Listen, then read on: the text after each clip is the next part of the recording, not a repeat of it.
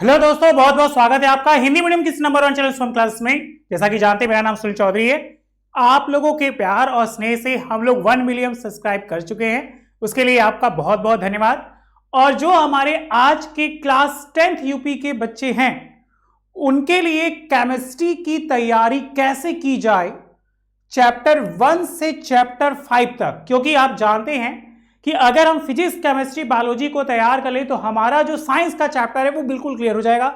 और आज की क्लास में हम सिर्फ बात करेंगे किसकी? Chemistry chapter. अगर केमिस्ट्री के चैप्टर की बात करें तो शुरू से लगभग 5 चैप्टर जो है वो हम लोग के लिए बहुत मोस्ट इंपॉर्टेंट है। उन पांचों चैप्टर में कौन कौन सा क्वेश्चन हमारे बोर्ड एग्जाम के लिए बहुत महत्वपूर्ण है, आज की क्लास में हम वो डिस्कस करेंगे। तो जल्दी से हो जाइए तैयार, आप लोग कॉपी पेन निकाल लीजिए। पर चैप्टर हर इंपॉर्टेंट क्वेश्चन को आज हम डिस्कस करेंगे, कहीं मत जाइएगा, शुरू से अंत तक बने रहिएगा। अगर आपके कोई डाउट्स है तो मुझे कमेंट बॉक्स में जरूर कमेंट करिएगा, हम आपके कमेंट्स को रीड करेंगे। ओके, आइए हम बात करेंगे चैप्टर नंबर 1 की। अगर हम चैप्टर नंबर 1 को देखें तो सबसे पहला चैप्टर है हमारा रासायनिक अभिक्रियाएं। रासायनिक अभिक्रियाएं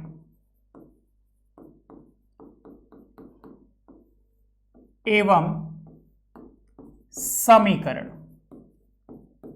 अब हम लोग के बोर्ड एग्जाम में अगर इस चैप्टर की बात करें तो वो मोस्ट इंपॉर्टेंट चैप्टर जो 2016, 17, 18 में पूछे गए। आपको बता दें कि आप लोग के पास अनसॉल्व आ चुके होंगे। अनसॉल्व के साथ साथ कुछ बच्चों क्वेश्चन बैंक नहीं लिए, वो ले लीजिए। क्वेश्चन बैंक कोशिश करिएगा अवतार कर लीजिएगा, बहुत अच्छा है। तो उन क्वेश्चनों में अगर आप पाएंगे तो सबसे पहला प्रश्न नंबर 1 हमारा यही आएगा कि रासायनिक अभिक्रिया क्या है।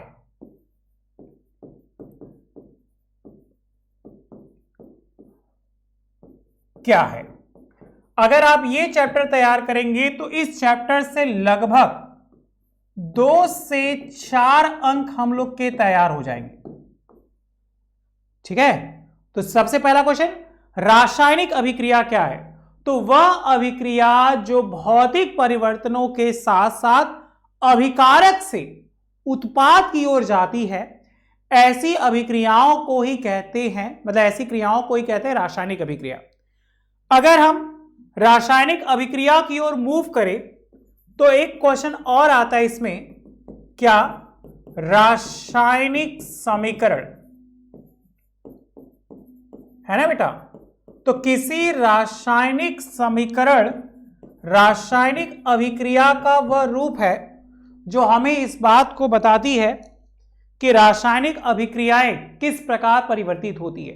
तो किसी रासायनिक समीकरण में अभिकारक से उत्पाद बनने की जो दर होती है उन्हें शब्द संकेतों से दिखाते हैं, ऐसी क्रिया को ही रासायनिक समीकरण कहा जाता है। उसके बाद प्रश्न नंबर 3 मोस्ट इंपॉर्टेंट, क्या? रासायनिक अभिक्रियाओं के प्रकार। अगर रासायनिक अभिक्रियाओं के प्रकार की बात करें तो मेरे बच्चों को याद आएगा, सबसे पहला ही आता था योगात्मक, उसके बाद वियोजन। ये वो इंपॉर्टेंट है जो हम लोग के एग्जाम में हर बार पूछ लिए जाते। वियोजन को ही एक और नाम से जानते हैं अपघटन, योगात्मक को एक और नाम से जानते हैं संकलन, उसके बाद प्रतिस्थापन, उसके बाद द्विविस्थापन, और इसके बाद आता है क्या? रेडॉक्स। किसी रासायनिक समीकरण में हमेशा अभिकारक से, जिसको इंग्लिश में कहते हैं रिएक्टेंट से, उत्पाद की ओर अभिक्रिया होती है जिसमें द्रव्यमान संरक्षण के नियम का पालन होता है। अगर कोई रासायनिक अभिक्रिया संतुलित है तो वो किस नियम का पालन करेगी? द्रव्यमान संरक्षण के नियम का। इसके बाद क्वेश्चन नंबर 4, क्या रासायनिक समीकरणों को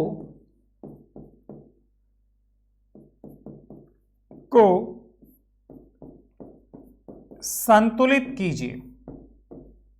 मतलब कोई भी रासायनिक समीकरण है उसे किस प्रकार हम संतुलित करेंगे। उसके बाद क्वेश्चन नंबर 5, ऊष्माक्षेपी एवं ऊष्माशोषी अभिक्रियाएं क्या हैं। और लास्ट है छठवां हमारा, संक्षारण एवं विकृत गंधिता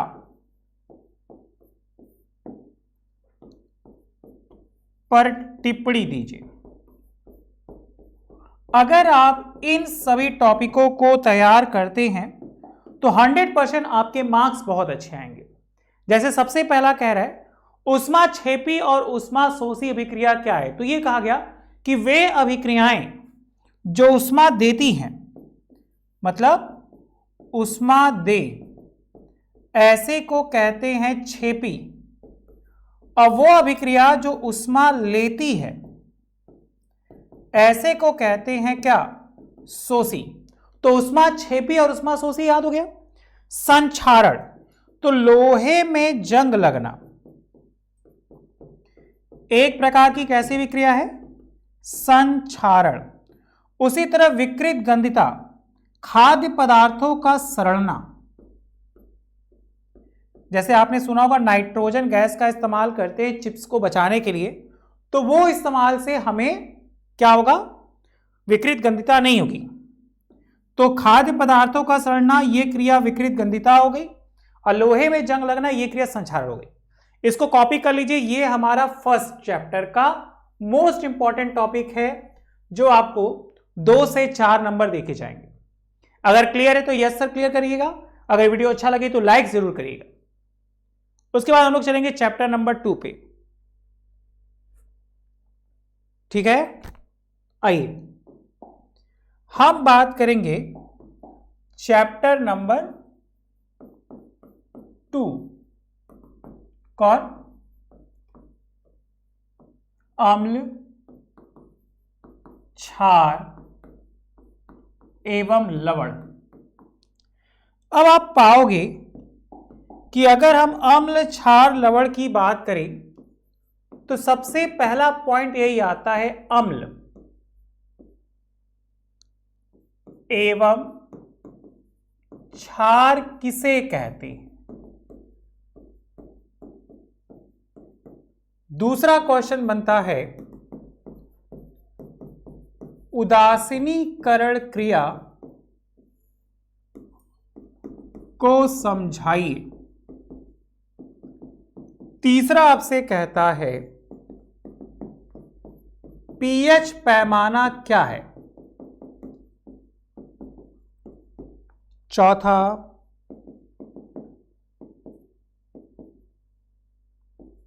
पीएच के मान बताइए। और पांचवा निम्न यौगिकों का निर्माण करिए।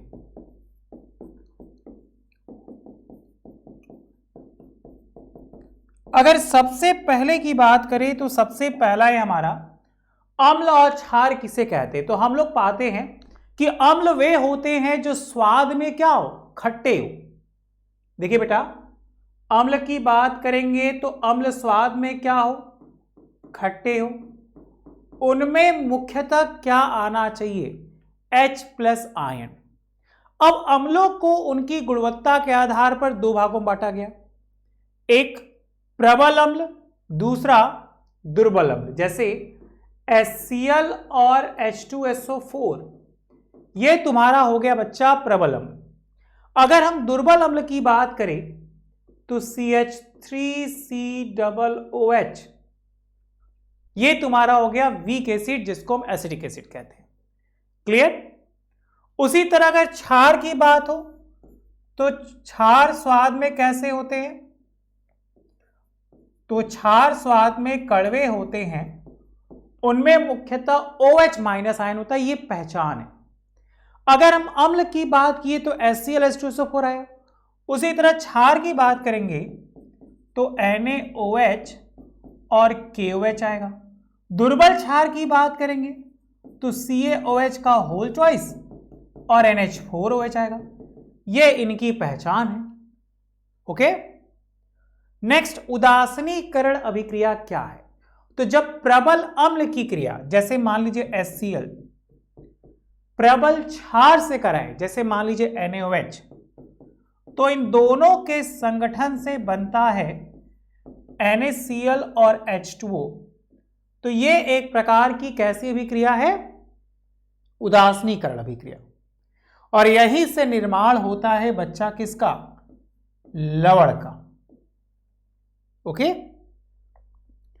उसके बाद देखिए क्या जा रहा है, पीएच पैमाना क्या है? तो आपको बताया गया कि किसी भी विलयन की जो सांद्रता अम्लीय सांद्रता है कि क्षारीय सांद्रता है, जिससे मापते हैं उसे कहते हैं पीएच पैमाना। अगर आपको याद होगा तो उस पे 0 से लेकर 14 तक नंबर गिवन थे, जिसको बनाने वाले थे सोरेनसन, और उन्होंने बताया कि जब पीएच पैमाने में पीएच का मान 7 से कम हो तो बताओ क्या होता है, 7 से अधिक हो तो क्या होता है, और 7 के बराबर हो तो बताओ क्या होता है। चलो हम आपसे पूछ रहे हैं, आप बताइए, और हमें पता है कि 100% हमारे बच्चे इसका आंसर देंगे। ओके, उसके बाद कहा गया पीएच का मान। तो कुछ के पीएच मान आप याद रखिए बच्चा, जैसे सबसे ज्यादा जो पूछा जाता है वो रुधिर, तो आपको याद आएगा 7.4, उसी तरह टमाटर 4.5, नींबू 2.4, उसी प्रकार आपको याद रखना है टूथपेस्ट। क्या आपके टूथपेस्ट में नमक है? बताइए। तो वो करने में कैसा? क्षारी।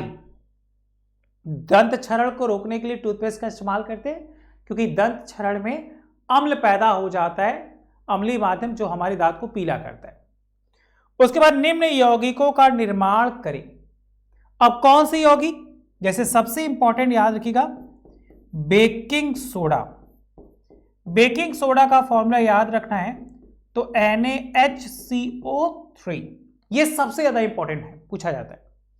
बेकिंग सोडा के बाद धावन सोडा, क्या बच्चा? Na2CO3.10H2। उसके बाद ब्लीचिंग पाउडर,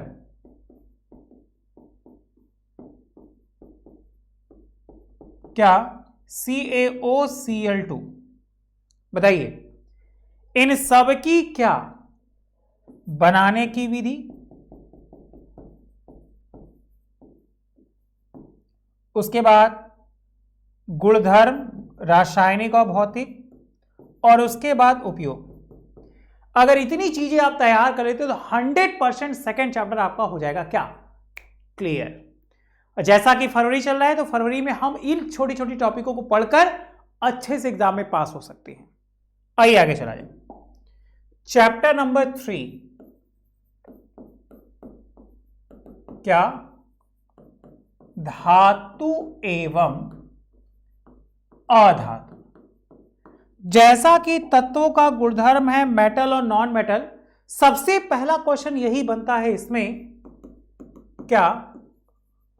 धातु एवं अधातु में अंतर। अब आपको याद होना चाहिए कि जब धातु और अधातु की बात करेंगे तो धातु जो है कठोर होते हैं, अधातु ठोस, द्रव, गैस तीनों होते हैं। धातु जो है चमकदार होती है, तन्यता का गुणधर्म होता है, धात्विक गुणधर्म होता है, मतलब बहुत सारी प्रॉपर्टी ऐसी है जो धातु में पाई जाती है, अधातु में नहीं पाई जाती। तो उन्हीं प्रॉपर्टी को दो भागों में बताए थे, एक भौतिक गुणधर्म और एक रासायनिक गुणधर्म। आपको याद होना चाहिए, लगभग हमने आपकी क्लास में 8-10 भौतिक गुणधर्म, 4-5 रासायनिक गुणधर्म बताए थे, उसको आप नोट कर लीजिए, वो चीज हो जाएगी क्लियर। उसके बाद क्वेश्चन नंबर 2, धातु अधातु के बाद सबसे पॉपुलर है खनिज, मिनरल्स एवं अयस्क क्या है।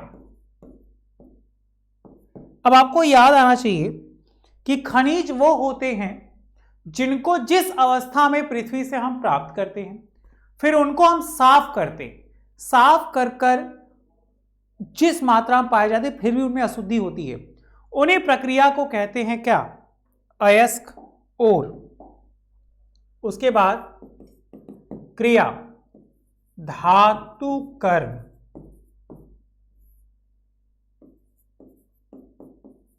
क्या है। इसके बाद इसमें एक और था, आयनिक एवं ससंयोजक बंध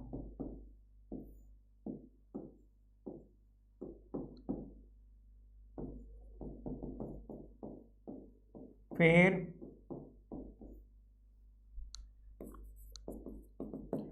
धातुओं की सक्रियता श्रेणी,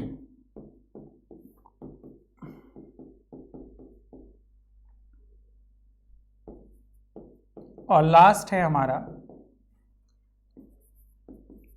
इसमें भी एक टॉपिक है, संक्षारण से बचाव। इतनी टॉपिकें आपको करनी है क्लियर।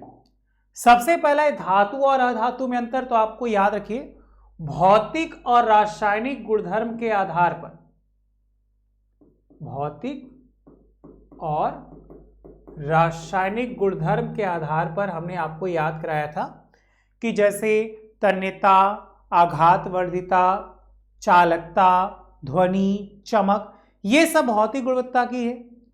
रासायनिक की बात करेंगे तो प्रकृति, धन आयन की प्रकृति, ऋण आयन की प्रकृति, उनका घनत्व, ऑक्साइडों से क्रिया, जल से क्रिया, और लास्ट में मिश्र धातु। तो ये सब रासायनिक गुणधर्म के आधार पर एक टेबल बनवाए थे, उस टेबल को याद कर लीजिए। खनिज और अयस्क, अयस्क सबसे ज्यादा पूछा जाता है आयरन का, जैसे नाम होगा हेमेटाइट। उसके बाद एल्युमिनियम का, तो आपको याद आना चाहिए बॉक्साइट। तो कम से कम बच्चों आप लोग कम से कम 8 या 10 के नाम याद कर लीजिए। उसके बाद धातु कर्म, तो ये कहा गया अयस्कों से शुद्ध धातु प्राप्त करने की क्रिया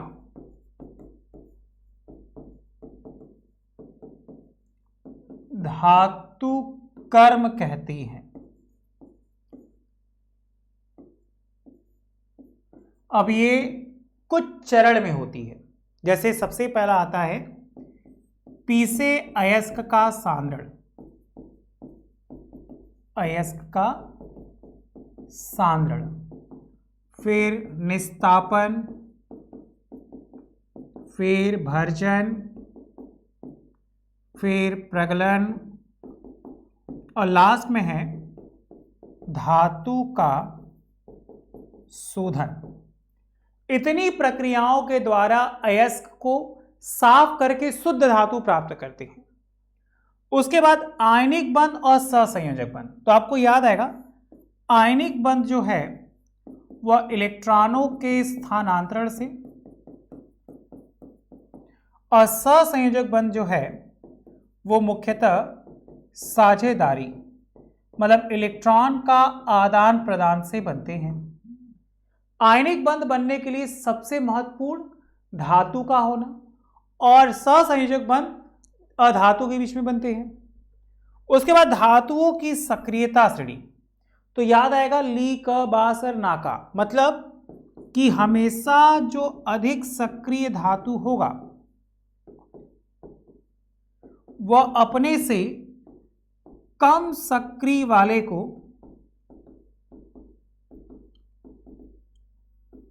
विस्थापित करेगा। और लास्ट है संक्षारण से बचाव। तो कुछ देर पहले बता रहे थे संक्षारण वह प्रक्रिया है जो लोहे में जंग लगती है, तो उस प्रक्रिया को बचाने के लिए हम लोग तेल, ग्रीस, पेंट और गैल्वेनीकरण, इन सभी प्रक्रियाओं के द्वारा हम क्या करते हैं, बचाते हैं, जिससे लोहे में जंग न लगे। बताइए क्या ये चैप्टर क्लियर हुआ? आप या तो स्क्रीनशॉट खींच लीजिए तो बाद में लिख लीजिएगा, वीडियो को रोक रोक के। आइए चौथे चैप्टर में चला जाए। चौथा चैप्टर जो हमारा कहता है कार्बन और उनके यौगिक। जैसा कि नाम है कार्बन, तो सबसे पहला क्वेश्चन यही बनता है कि कार्बन चतुष्फलकी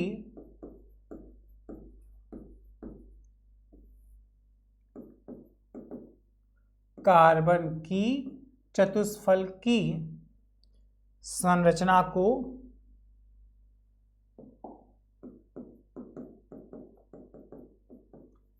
समझाइए। और इसी गुणधर्म के कारण कार्बन सबसे अधिक यौगिक बनाता है। दूसरा, कार्बनिक एवं अकार्बनिक यौगिकों में अंतर, है ना। इसके बाद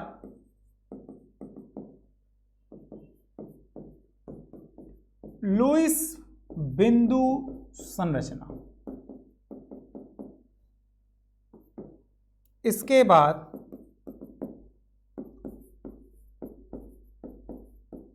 क्रियात्मक समूह एवं इस चैप्टर का सबसे मोस्ट इंपॉर्टेंट IUPAC नाम, और लास्ट है कार्बनिक यौगिक। कौन कौन? एथेनॉल और एथेनोइक अम्ल। अब जैसा कि टॉपिक कह रहा है कार्बन की समचतुष्फलकी संरचना, तो कार्बन होता है 6 नंबर पे, K सेल में हो गए 2 और L सेल में हो गए 4, तो इसकी संयोजकता हो गई 4। और इसके विशेष गुणधर्म के कारण कार्बन जो है चतुष्फलकी संरचना दिखाता है, जिसको बताने के लिए सबसे पहले लाबेल और वान ठाप ने बनाया था कि कार्बन जो है वो चतुष्फलकी संरचना को दिखाता है। कार्बनिक और अकार्बनिक यौगिक, वे यौगिक जिसके अंतर्गत कार्बन हो कार्बनिक, जिसके अंतर्गत कार्बन ना हो अकार्बनिक। इसके अलावा बहुत सारे गुणधर्म याद करिए, टेबल में लिखा देते हैं। लुईस बिंदु संरचना, किसी पार्टिकुलर यौगिक, जैसे अगर मान लो हम CH4 की बात करें तो कार्बन के चारों तरफ 4 इलेक्ट्रॉन, हाइड्रोजन के चारों तरफ 1-1 इलेक्ट्रॉन। जब हम दोनों के बंध की बात करेंगे तो हम पाएंगे कार्बन जो है वो इनसे इस प्रकार संयुक्त होता है। तो अगर आपसे पूछा जाए कार्बन के मेथेन की लुईस बिंदु संरचना, तो आप ये बता सकते हैं इनमें 4 संयोजी बंध होते हैं, जिन्हें मुख्यतः हम सिग्मा से भी दिखाते हैं। तो कितने सिग्मा हो गए बेटा? 4 सिग्मा। कौन सा बंध हो गया? ससंयोजक बंध। आप देख सकते हैं कि इलेक्ट्रॉनों का क्या हुआ है? साझेदारी, मतलब आदान प्रदान। उसी तरह कुछ क्रियात्मक समूह और IUPAC नाम। क्रियात्मक समूह में सबसे ज्यादा इंपॉर्टेंट है हमारा याद करिए, सबसे ज्यादा इंपॉर्टेंट है हमारा अल्कोहल, जैसे OH, एल्डिहाइड जैसे CHO, ठीक है। अल्कोहल हो गया, एल्डिहाइड हो गया, उसके बाद आप याद करिए अल्कोहल, एल्डिहाइड, कार्बोक्सिलिक अम्ल, उसके बाद याद करिए बेटा नाइट्रो, उसके बाद याद करिए एमाइन। आपको याद होगा कि लगभग हमने आपकी क्लास में कितने बताए थे, याद है? 10 या 11 क्रियात्मक समूह बताए थे। इसी के आधार पर आपको IUPAC नाम भी बताना है। जैसे कार्बन 1 है तो कार्बन 1 पे मेथ और सिंगल बॉन्ड एन, तो नाम हो गया क्या हमारा? मेथेन। कार्बन 2 तो एथ, इथेन। कम से कम 5 याद करिए, 3 प्रो, 4 ब्यूट, 5 पेंट, है ना।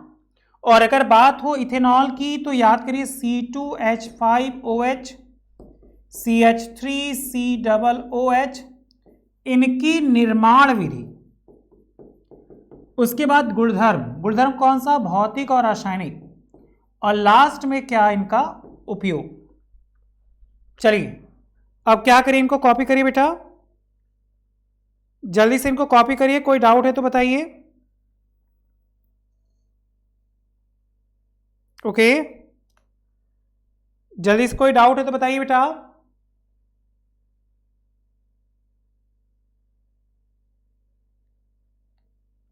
और कोई समस्या है तो बताइए।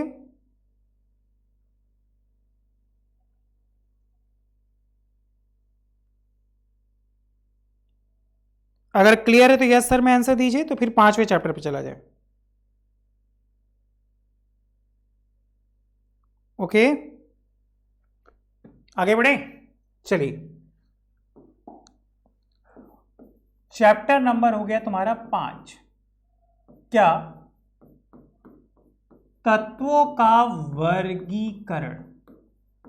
सबसे महत्वपूर्ण चैप्टर है तत्वों का वर्गीकरण। सबसे पॉपुलर टॉपिक है हम लोग में आवर्त सारणी में तत्वों का स्थान। याद करिए, पूछा जाएगा कि कौन से आवर्त में है या कौन से वर्ग में है। इसके साथ साथ दूसरा आपसे पूछा जाता है इंपॉर्टेंट, मेंडलीव का आवर्त नियम।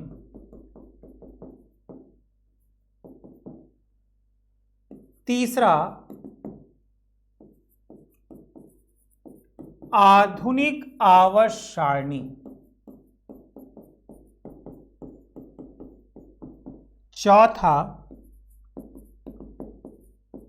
मेंडलीव के आवर्त नियम के दोष। और लास्ट है हमारा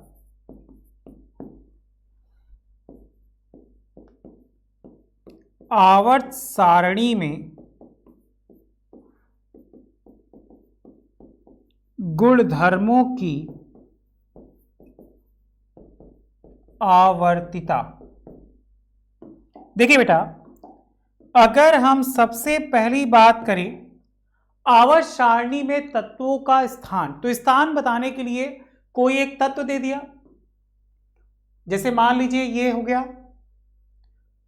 सोडियम, तो 11 नंबर पे, तो K कक्षा में 2, L कक्षा में 8, M कक्षा में 1, तो टोटल हमने कक्षा भरी कितनी? 3। तो आवर्त हो गई आपकी क्या? 3। और वर्ग बाहरी कक्षा में कितना? 1, तो वर्ग हो गया 1। मेंडलीव का जो आवर्त नियम है यह मुख्यतः परमाणु भार के आधार पर है, और कहा गया कि किसी भी तत्व के जो भौतिक रासायनिक गुणधर्म हैं वो परमाणु भारों के आवर्ती फलन होते हैं। इस बात को बताने वाले थे मेंडलीव। उसके बाद बना आधुनिक आवर्त नियम, जो मुख्य रूप से परमाणु क्रमांक या किसी किसी बुक में देखोगे संख्या लिखा हो गया, उसके आधार पर बताया गया कि किसी भी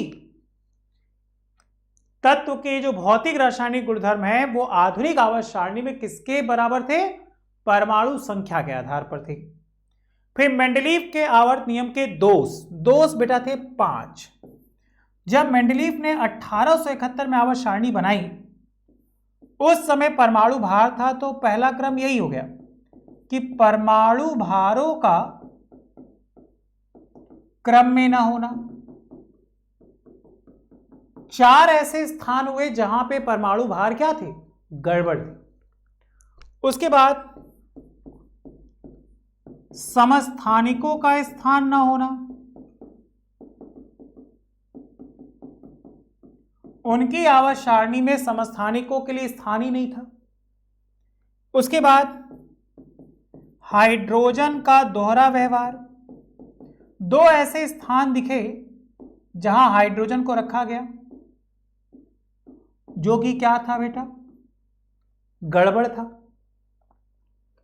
इसके बाद चौथा, अगर हम चौथे की बात करें तो आप याद रखिएगा, अक्रिय गैसों का स्थान न होना। उन्होंने अपनी सारणी में अक्रिय गैसों के लिए कोई स्थान नहीं दिया। और लास्ट था असमान तत्वों को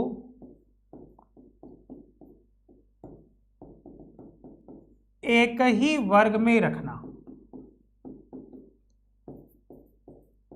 इतनी सारी गड़बड़ी थी किसमें? मेंडलीव के आवर्त सारणी में। बताइए, क्या यहां तक कोई समस्या है? उसके बाद आवर्त सारणी में गुणधर्मों की आवर्तिता। कैसे गुणधर्म? जैसे आपने सुना होगा, आयनन ऊर्जा बाएं से दाएं जाते हैं आवर्त में तो बढ़ती है, वर्ग में ऊपर से नीचे आते हैं तो घटती है। इलेक्ट्रॉन बंधुता बाएं से दाएं जाते हैं तो बढ़ती है, ऊपर से नीचे जाते हैं तो घटती है। उसके बाद आयनिक त्रिज्या, इसके बाद परमाणु त्रिज्या, घनत्व, चालकता। तो ये सभी थे इस चैप्टर के जो मोस्ट इंपॉर्टेंट है। अगर आप सिर्फ केमिस्ट्री तैयार कर लेंगे तो आप बहुत अच्छे मार्क्स साइंस के पेपर में पाएंगे। अगर हम फर्स्ट चैप्टर की बात करें तो फर्स्ट चैप्टर था हमारा ये। इस चैप्टर से इतने सारे क्वेश्चन आएंगे, आप कॉपी कर लीजिए। ये पिछले 4-5 सालों के पेपर के हैं जो आपके बोर्ड एग्जाम में बहुत हेल्प करेंगे। उसके बाद देखिए चैप्टर नंबर 2, सबसे मोस्ट इंपॉर्टेंट टॉपिक। ओके, अगर कोई डाउट है तो जरूर पूछिएगा। चैप्टर नंबर 3, धातु अधातु। ओके, चैप्टर नंबर 4, कार्बन और उसके यौगिक। आप पाओगे IUPAC से 2 से 3 नंबर के हमेशा आते हैं, तो IUPAC आप जरूर तैयार करिएगा। और लास्ट है चैप्टर नंबर 5, तत्वों का वर्गीकरण। सबसे पहला टॉपिक यही आता है, स्थान। ओके, तो आज के लिए इतना ही। Thank you so much, bye bye. अगर वीडियो अच्छा लगा हो तो लाइक जरूर करिएगा। Thank you so much, bye bye.